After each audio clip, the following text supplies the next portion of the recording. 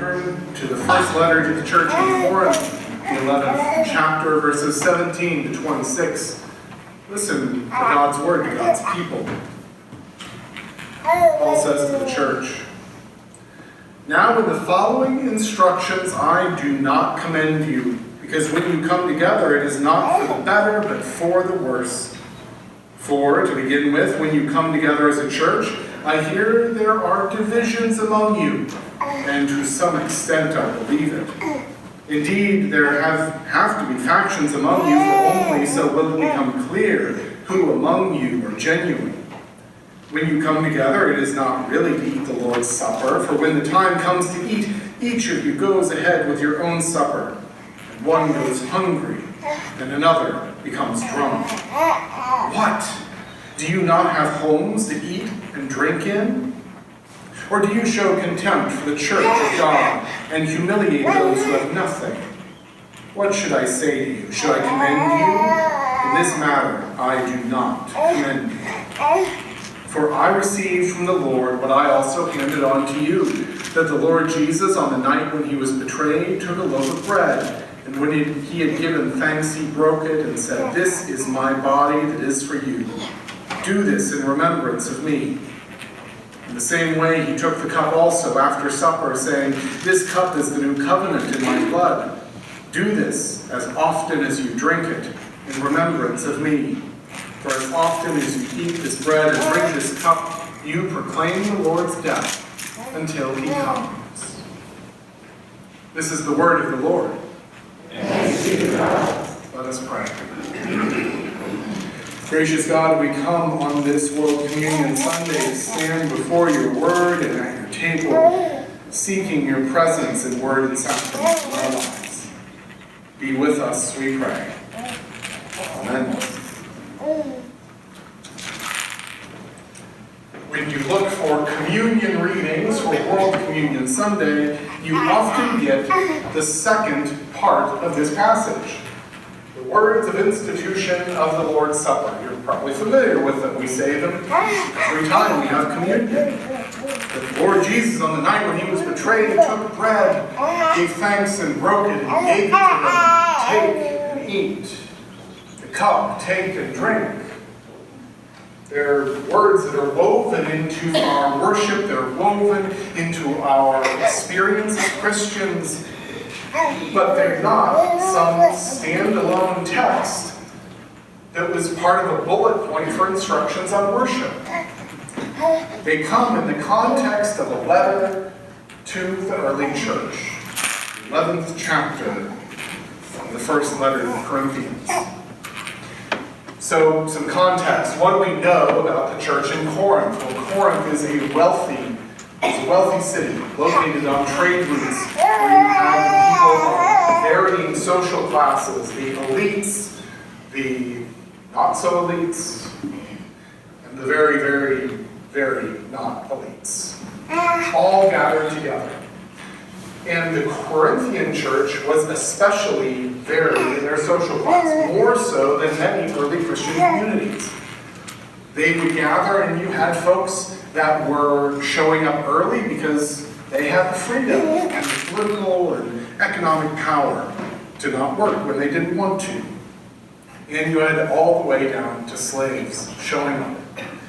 They were gathering for a full meal. This would have been the primary meal for many of them in the day. Some came with lots of food, others with hardly anything. It would be easy for us to pass judgment on the fact that the elites in the Corinthian church don't appear to be sharing their mealtime wealth with their poorer churchmates. But we have to remember they're mirroring the broader society. They probably don't even realize the disparity that exists.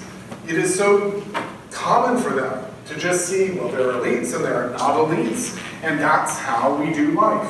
Why would someone with share with someone else? But Paul writes to them and goes, I cannot commend you in this.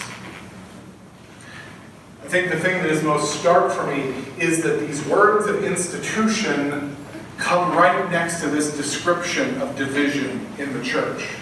These words that are central in our worship, right next to a stark description of the church divided, the church separated, the church broken in a way that is not reflective of the kingdom's values. The words of institution are one of the central texts in the Christian liturgy of worship. They are the scriptural warrant directly from Christ that tells us to do what we do at the table. We are to come and gather and break bread, drink the cup, because Christ has commanded us to do so. But that command is contextual, like so much else in the church. Communion, yes, is an important liturgical act, but it does not exist in a vacuum. I would tell you, communion is a response to division. Communion is the kingdom's way of reuniting us as people of Christ. Paul essentially says to the church in Corinth, you are a divided people, sitting at a divided table. And so, break bread, drink the cup, come to the table, and do communion like this, so that you are united. Communion is an answer to division. So on this World Communion Sunday, I want to ask us, what are our divisions? Where are the places that we mirror our broader society in ways that we're so used to that we don't even see them? How easy is it for us to allow division to thrive in our midst? That might be a hard question for Trinity, because if we're honest, we're a community that prides ourselves on not allowing division to exist. We're here because we believe everyone is called to the work of the kingdom, that everyone is welcome at the table. Yet, divisions exist here as they do everywhere. So I wonder what ours are. Our broader society lies divided along lines of race, gender, sexuality. Dare I even mention politics? Maybe I should not have dared to mention politics. We are deeply divided. And friends, that carries into this room whether we like it or not. That division seeps into our soul. And it is a deadly poison. It divides us from those with whom we are meant to have communion. And I don't mean just those that we stand next to in line on the way to get a nibble of bread and a sip of juice. We are meant to live in communion with one another, beyond our divisions, beyond those things that separate us one from another. Just as in the early church, communion, the table, is a response to division. It's one of the reasons that we celebrate an open table here at Trinity. If you've been in a communion service before, you've heard me say, here at Trinity we celebrate an open table. That means that all who wish to partake in the feast of Jesus Christ are welcome.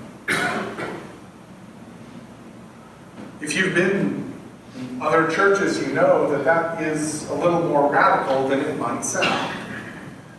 To say that all are welcome even goes against our good Presbyterian heritage. John Calvin was all about the fencing of the table. keeping the unworthy away. Dare I speak against Calvin when I say communion is a response to division, even holy division. So when we live in divided times, when our own community so easily can be torn apart, how can we allow the table to draw us together? That's my challenge for you today. Seek out those from whom you are divided.